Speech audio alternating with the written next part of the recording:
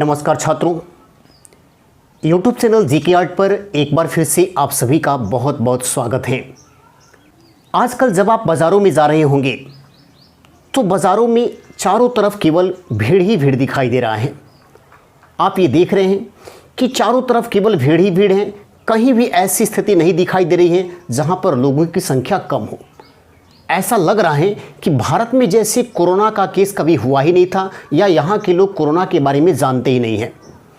अगर जानते हैं तो हम ये कहेंगे कि भारत के लोगों के मन के अंदर से कोरोना का डर पूरी तरह से समाप्त हो चुका है। इस समय जबकि पूरी दुनिया में 2 करोड़ से अधिक लोग कोरोना से संक्रमित हो चुके हैं, वहीं मरने वालों का आंकड़ा 7 लाख को भी पार कर गया है। यानी पूरी दुनिया में अभी तक इस बीमारी से 7 लाख लोगों की मौत हो चुकी है। ऐसे में क्या इस बीमारी को नज़रअंदाज करना क्या देश के लिए घातक साबित नहीं होगा? हम जिस परिस्थिति में रह रहे हैं और जिस तरह के कार्यों को संपादित कर रहे हैं, उससे ऐसा लग रहा है कि बिना कार्य किए हम नहीं रहेंगे।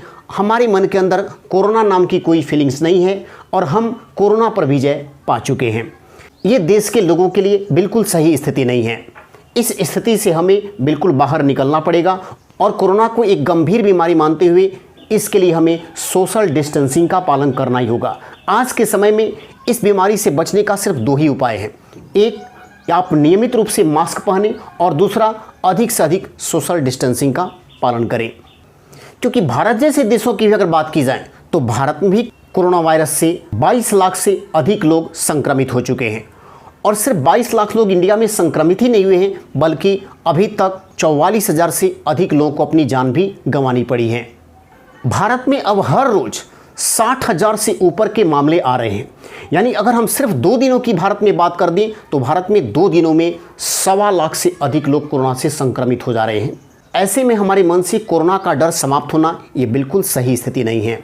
हम आपको एक और तथ्य की जानकारी देना चाहते हैं कि भारत में जिस रफ्तार से संक्रमण बढ़ रहा है, उस रफ्तार की अगर बात की जाए तो पूरी दुनिया में भारत जितना कोरोना संक्रमण की रफ्तार पूरे विश्व में कहीं नहीं है। अर्थात तेजी से बढ़ते संक्रमण के मामले में भारत पूरी दुनिया में पहले नंबर पर आ गया है।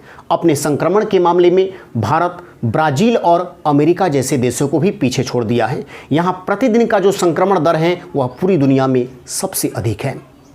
ऐसे में दुनिया के 7.5 अरब से अधिक लोगों को सिर्फ एक ही बात का इंतज़ार है कि इस महामारी से बचने के लिए कब वैक्सीन तैयार होगा, किस समय दुनिया में वैक्सीन बनकर आएगा और उस वैक्सीन को हम किस तरह से खरीद पाएंगे, कैसे लोगों की समस्याओं का समाधान हो पाएगा, किस देश में इस वैक्सीन का बड़े पैमाने पर उत्पादन शुरू होगा और किस देश से इस वैक्सीन को लाकर हम आसानी से उपयोग में ला सकेंगे।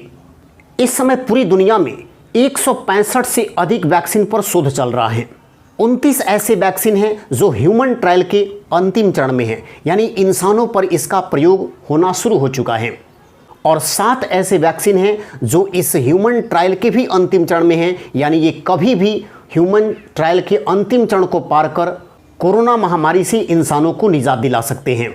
तीसरे चरण की अगर बात की जाए तो तीसरे चरण में वैक्सीन को हज़ारों इंसानों पर प्रयोग किया जाता है और ऐसे में अगर इंसानों पर इसका परीक्षण कामयाब हो जाता है तब उस वैक्सीन को मार्केट में उतारा जाता है।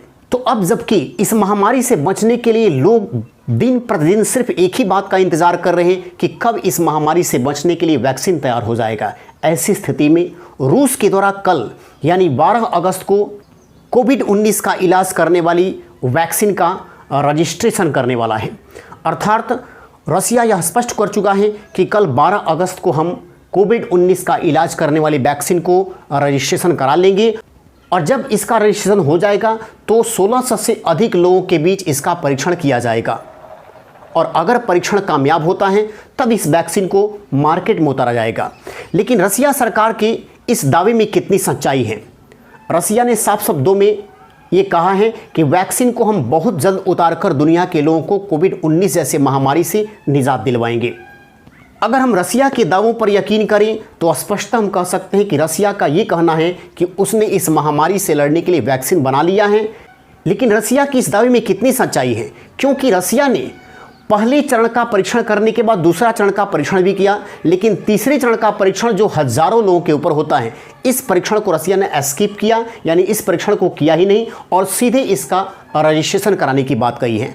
अगर हम रसिया के रक्षा मंत्रालय और इस वैक्सीन को तैयार करने वाली गामालेयर इंस्टीट्यूट की बात की जाए तो इस इंस्टीट्यूट का ये दावा है कि पहले और दूसरे परीक्षण में यह वैक्सीन पूरी तरह से कामयाब रहा, इसलिए तीसरे चरण में इसका परीक्षण करने की कोई आवश्यकता नहीं है।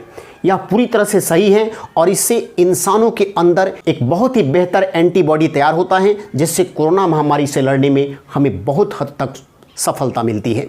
लेकिन रसिया गामालेयर इंस्टीट्यूट और रक्षा मंत्रालय के दावे पर कई गंभीर सवाल भी उठते हैं, क्योंकि अगर जून के बाद से WHO की बात की जाए तो WHO ने स्वयं ही कहा है कि रूस ने जून के बाद से इस वैक्सीन के बारे में कोई जानकारी नहीं दी है और इस वैक्सीन से संबंधित जितनी भी जानकारियां हैं उस अधिकांश जानकारी को रूस ने दुनिया के किसी देश के साथ शेयर नहीं किया है।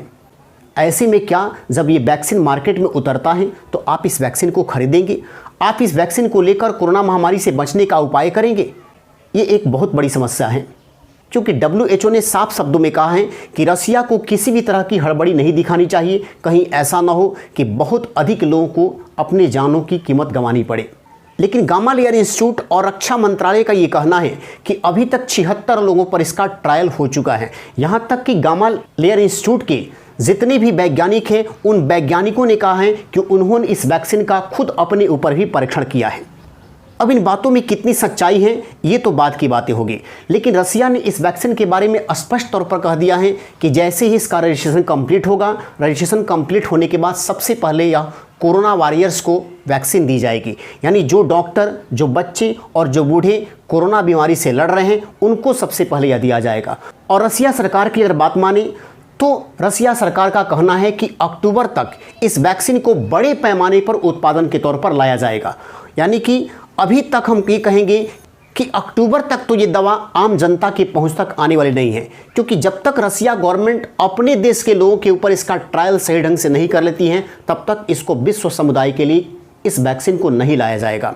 लेकिन यहाँ पर यह सवाल उठता है कि कहीं रसिया का ये वैक्सीन दुनिया के लिए खतरनाक साबित ना हो, क्योंकि कुछ हद तक अगर हम देखें तो रूस के राष्ट्रपति व्लादिमीर पुतिन की छवि एक राष्ट्रवादी नेता की है और 1991 से पहले अगर हम बात करें रसिया की, जब तक उसका विभाजन नहीं हुआ था तो सोवियत संघ के विभाजन के पहले रसिया साइंस और टेक्नोलॉजी के क्षेत्र में पूरी दुनिया में सबसे आगे था। लेकिन इसका विघटन होने के बाद साइंस एवं टेक्नोलॉजी का क्षेत्र रसिया में धीरे धीरे पीछे होने लगा।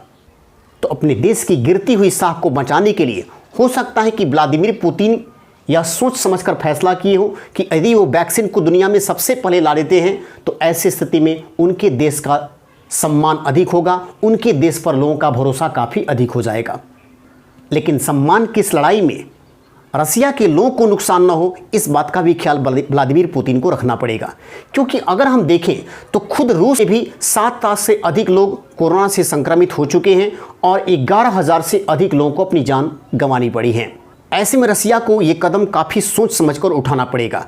लेकिन अगर रसिया के इस वैक्सीन पर मजबूत दावा होगा और उसका कहना सही होगा तो ये पूरी दुनिया के लिए एक बहुत बड़ी शुभ संकेत होगा, क्योंकि पूरी दुनिया जिस तरह से कोरोना महामारी से लड़ रहा है उससे निजात पाने में इस वैक्सीन का बहुत बड़ा योगदान होगा। तो आने वाले समय में देखते हैं कि यह वैक्सीन कितना कारगर साबित होता है, रूस के दावे में कितनी सच्चाई है। फिर मिलेंगे हम एक अगली क्लास में, तब तक हम आपसे विदा लेते हैं। धन्यवाद।